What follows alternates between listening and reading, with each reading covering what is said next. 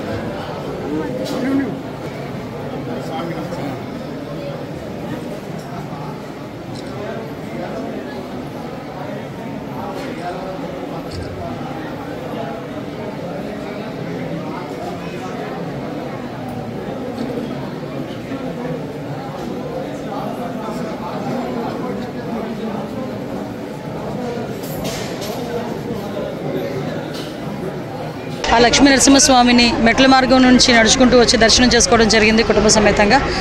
ఈరోజు రావడం నా అదృష్టంగా, మెట్ల మార్గం నుంచి వచ్చి దర్శించుకోవడం నా అదృష్టంగా భావిస్తున్నాను.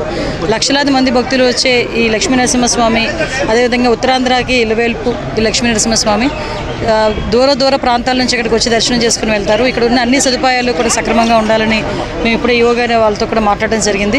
మెట్ల మార్గం నుంచి వచ్చేటప్పుడు కూడా కొన్ని మెట్లు లాస్ట్ గవర్నమెంట్లో మేము ఉండేటప్పుడు కొత్త మెట్లు కన్స్ట్రక్షన్ చేయడానికి కూడా సిద్ధపడ్డారు అప్పుడు అశోక్ గజపతిరాజు గారు. తర్వాత ఈ గవర్నమెంట్ వచ్చిన తర్వాత దాన్ని పూర్తిగా మన వైఎస్ఆర్సీపీ గవర్నమెంట్ వచ్చిన తర్వాత దాన్ని పూర్తిగా నిర్లక్ష్యం చేయడం జరిగింది.